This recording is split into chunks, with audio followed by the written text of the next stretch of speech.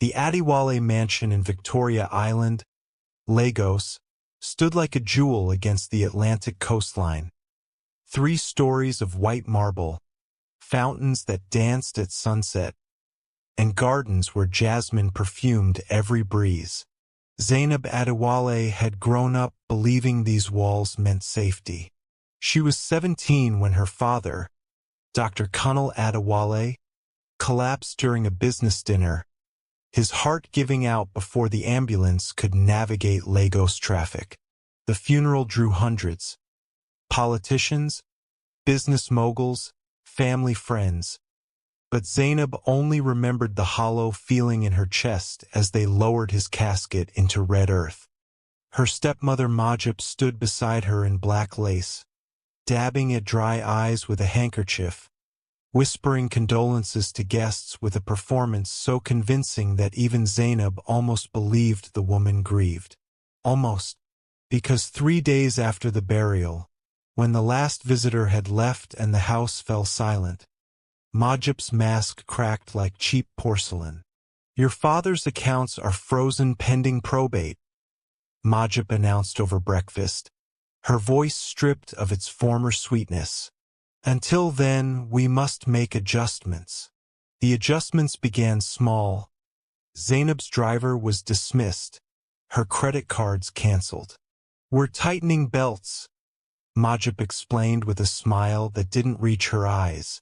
But within 2 weeks, Zainab's bedroom furniture disappeared, sold off piece by piece. Her clothes vanished from closets. Her laptop, her phone, her jewelry, all gone. When Zainab confronted her stepmother in the marble-floored living room, Majib's daughters Bisola and Kemi flanked their mother like sentries. "You think you're special because Kunal spoiled you?" Majib's voice was ice. "You're nothing but a burden now. This house, this money, it belongs to my daughters and me." Zainab reached for the phone to call her grandmother, Chief Adesla Adewale, the family matriarch who lived in Abuja. But Bisola snatched it away, deleting every contact while Kemi held Zainab's arms behind her back. "Grandma Adesla doesn't want you," Majib lied smoothly. "I spoke to her yesterday. She said you're old enough to fend for yourself." The words landed like blows, but Zainab didn't believe them, couldn't believe them. Her grandmother had always been her protector, the fierce billionaire who'd built a telecommunications empire from nothing and still made time to braid Zainab's hair during school holidays. But when Zainab tried to leave the house to find a phone, she discovered the gates locked, the security guards replaced with men who answered only to Majib. The mansion became a prison. Days blurred into weeks of horror. Majib assigned Zainab to the servants' quarters, a cramped room behind the kitchen that smelled of mildew and desperation. Bisola and Kemi delighted in their new power, inventing cruel games, forcing Zainab to scrub floors with a toothbrush, serve their meals on her knees, sleep without blankets even when Harmattan winds turned nights cold. When Zainab moved too slowly, Bisola's hand would crack across her face. When she spoke without permission, Kemi would twist her arm until something popped. The house staff watched in silence, too terrified of Majib's wrath to intervene. Zainab tried escaping twice. The first time, she climbed the compound wall at midnight only to find Majib's guards waiting on the other side. They dragged her back, and Majib locked her in a storage closet for 3 days with only water pushed under the door. The second time, she hid in a delivery truck, but the driver discovered her at the gate and returned her for a cash reward. That night, Majib stood over Zainab's bruised body in the servants' quarters and smiled. "You're mine now. No one's coming for you. No one even knows you're suffering." But worse than the beatings was the systematic erasure.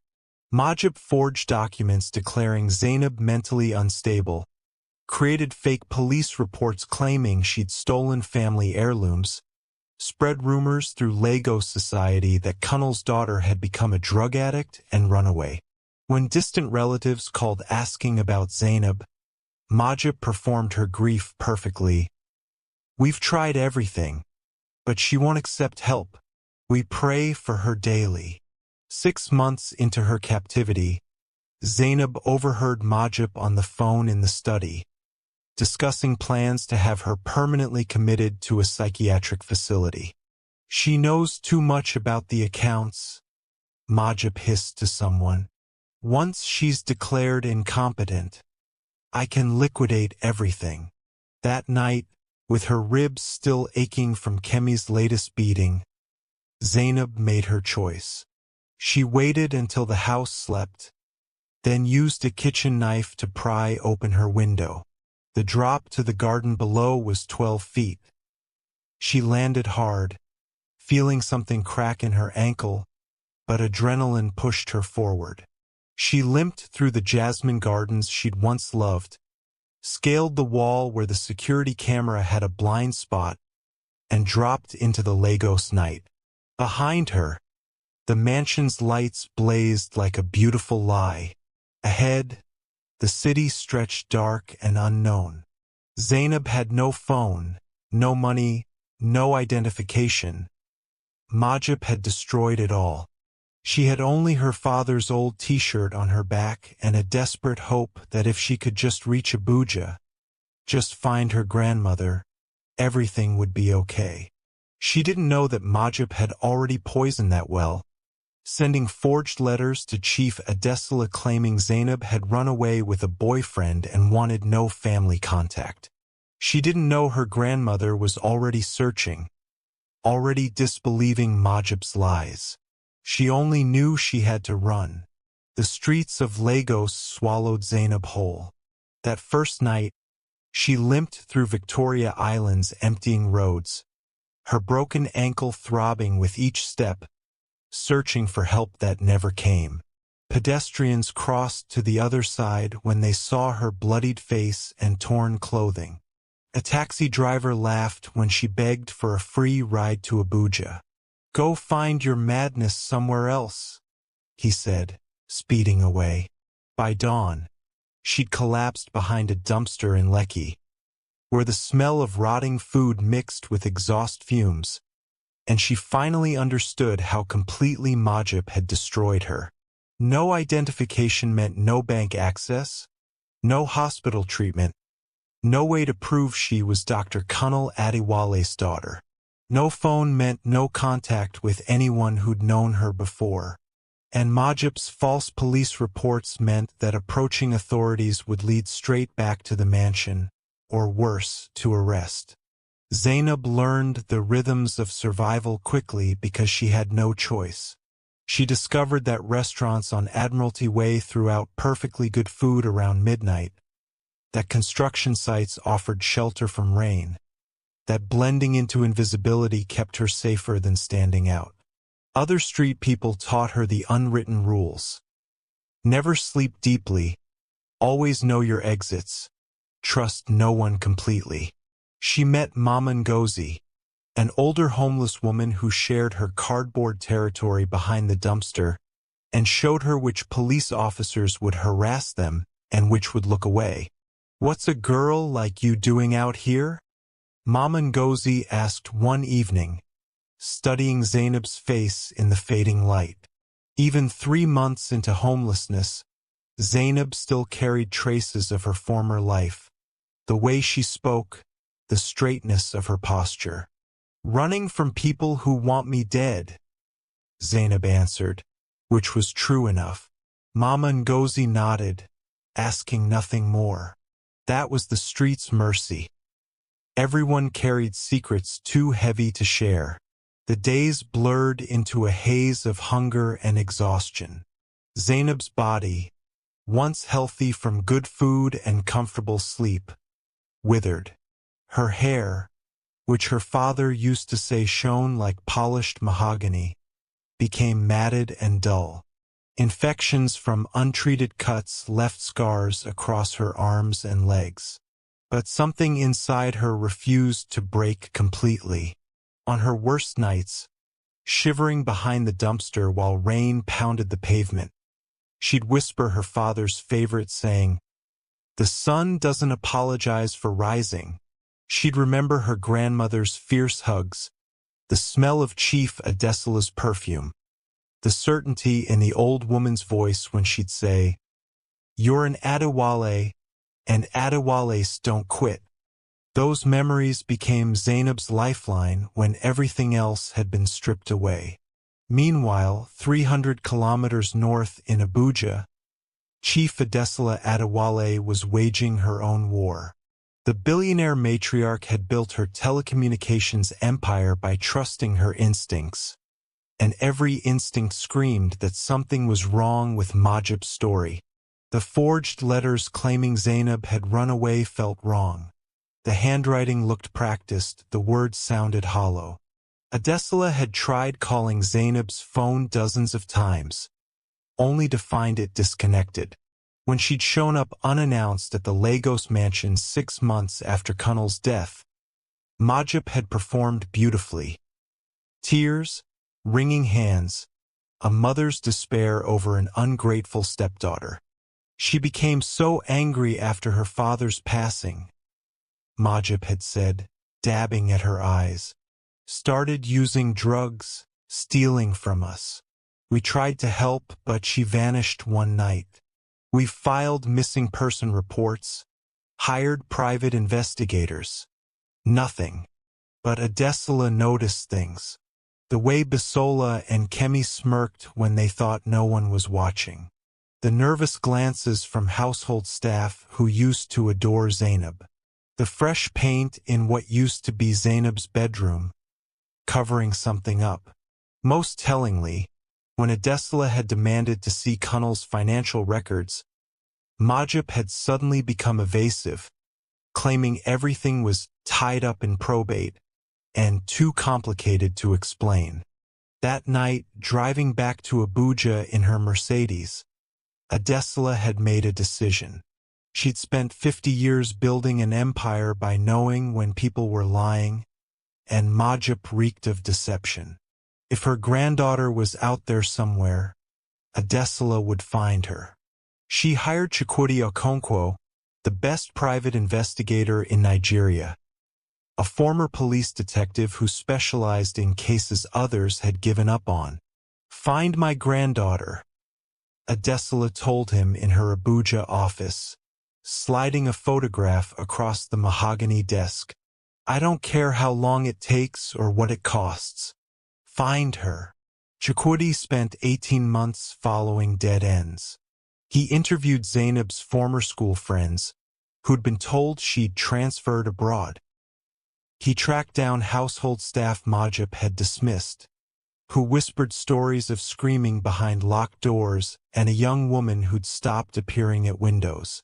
He discovered Majib's fake police reports and medical documents declaring Zainab unstable, but nothing that revealed where she'd gone. Then, during his 23rd month of searching, Chukwudi caught a break. A security guard fired from the Adewale mansion called his anonymous tip line, drunk and angry. "You want to know about the young madam?" The guard slurred. "Madam Majib beat her like an animal.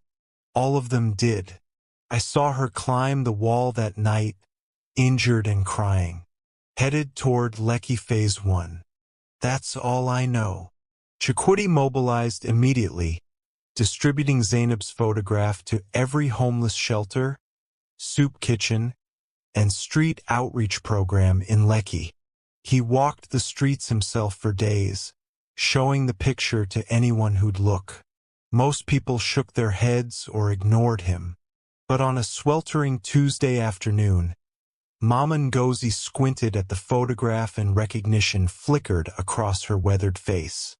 "The quiet one," she whispered, "behind the dumpster on Admiralty Way. But she's not well, hasn't been well for a long time." When Chukwudi found Zainab 3 hours later, his professional composure almost shattered. She sat propped against the dumpster, skin stretched tight over bones, eyes sunken, a fever burning through her that made her words come out jumbled. She didn't recognize him at first, her mind foggy from malnutrition and infection. He knelt in the garbage-strewn alley and said gently, "Zainab Adiwale, your grandmother sent me. Chief Adesla has been searching for you." At her grandmother's name, Zainab's eyes focused. Tears cut clean tracks through the dirt on her face. She's really looking for me? Her voice was a broken whisper. She never stopped. Chief Adesla Adewale had faced down corrupt politicians, hostile corporate takeovers, and gender discrimination throughout her rise to billionaire status. But nothing had prepared her for the sight of her granddaughter being lifted from Chikwuti's car outside her Abuja estate. Zainab was skeletal, her clothes hanging like rags, her skin marked with scars and infections that spoke of years without medical care. When their eyes met, Adesola's legendary composure crumbled. She ran forward, gathering Zainab into her arms with a wail that brought household staff rushing to the courtyard. "My child, my precious child," Adesola sobbed, holding Zainab's fragile body as if she might disappear again. "I never stopped looking. I never believed their lies." Zainab clung to her grandmother with what little strength remained, 3 years of held-back tears finally breaking free. "I tried to reach you. I tried so hard. They said you didn't want me anymore." "Lies?" Adesola whispered fiercely, pulling back to cup Zainab's hollow cheeks. "All lies. You're an Adiwale, and Adiwales never abandon each other." The first week was touch and go. Doctors worked around the clock treating Zainab's infections, malnutrition, and the pneumonia that had settled deep in her lungs. Adesola never left her bedside, holding her granddaughter's hand through fever dreams and moments of panic when Zainab would wake screaming, thinking she was back behind the dumpster. But slowly, with proper food, medicine, and the safety of her grandmother's protection, Zainab's body began healing. Her mind took longer. Once she could sit up and speak clearly, Adesola gently asked what had happened, and Zainab told everything. The beatings, the starvation, the erasure of her identity, Majib's plan to have her institutionalized. With each revelation, Adesola's grief transformed into something harder and more focused. She'd built an empire by being strategic, and now she would dismantle Majib with the same precision. "They will pay for every moment of your suffering," Adesola promised, her voice carrying the steel that had made politicians nervous and competitors retreat. "Not through violence, but through justice. Complete and total justice." Adesola's first call was to her legal team. The same attorneys who'd structured billion-naira deals now turned their attention to Majib Adewale. What they uncovered made even seasoned lawyers gasp. Majib had been systematically looting Kunnal's estate for 3 years, forging signatures on property transfers, creating shell companies to hide embezzled funds, even filing fraudulent insurance claims. The fake documents declaring Zainab mentally unstable weren't just cruelty. They were part of a legal strategy to have Zainab declared incompetent so Majib could access trust funds meant for her. Deeper investigation revealed Majib's past. 2 previous husbands who died under suspicious circumstances. A trail of financial fraud across 3 West African countries, and an arrest warrant from Ghana that had somehow been suppressed. Bisola and Kemi had been complicit too, using money stolen from Zainab's inheritance to fund luxury lifestyles, expensive cars, and high-profile positions they'd bought rather than earned. Adesola's second call was to Nigeria's Economic and Financial Crimes Commission. Within 48 hours, Every account Majid controlled was frozen. The mansion's gates that had once kept Zainab prisoner now trapped Majid inside as forensic accountants catalogued every stolen naira. Properties purchased with embezzled funds were seized. The beach house in Calabar, the penthouse in London, the investment apartments across Lagos. Majid's luxury cars were repossessed from the driveway while news cameras rolled. The scandal exploded across Nigerian media. Billionaire's granddaughter found homeless after years of abuse dominated headlines. Social media erupted with outrage as details emerged. Bisola and Kemi, who'd built Instagram followings flaunting their wealth, watched their followers turn hostile. Their private universities expelled them for fraud. Their corporate positions evaporated, and former friends deleted their numbers as the Adewale name became synonymous with cruelty rather than prestige. The trial took place 8 months later in Lagos High Court, and Zainab, now healthier, her body recovering those scars remained, stood to testify. The courtroom was packed with journalists, activists, and supporters wearing #JusticeForZainab shirts. When Majid was led in wearing prison orange, her carefully maintained appearance shattered. She wouldn't meet Zainab's eyes. Zainab's testimony was steady and devastating. She described every beating, every day of starvation, every moment she believed herself forgotten. "They didn't just steal money," Zainab said, her voice carrying through the silent courtroom. "They tried to steal my humanity, my identity, my right to exist. But they failed, because my grandmother never stopped believing I was worth finding."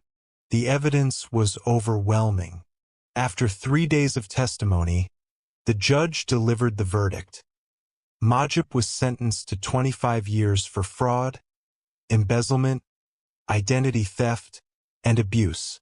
Bisola and Kemi received 15 years each as accessories. As guards led them away, Majid finally looked at Zainab, her face twisted with something that might have been regret or simply rage at being caught. Zainab felt nothing but relief. Justice had spoken, and she could finally begin truly healing. Recovery was not linear. Zainab worked with therapists to process her trauma, experiencing setbacks and breakthroughs in equal measure. But with Adesola's unwavering support and her own fierce determination, she began reclaiming her life. She returned to school, enrolling at Obafemi Awolowo University's medical program, and discovered that suffering had given her profound empathy for others in pain.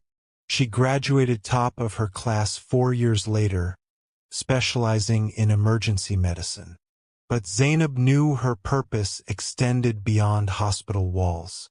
Using part of her restored inheritance and her grandmother's backing, she established the Second Dawn Scholars Foundation, providing comprehensive support for homeless youth across Nigeria. The foundation offered shelter, therapy, education, and job training, built on Zainab's understanding that survival required more than just a roof. She hired Mama Ngozi, the woman who'd shared her cardboard shelter, as the foundation's outreach coordinator because she knew the streets better than any social worker.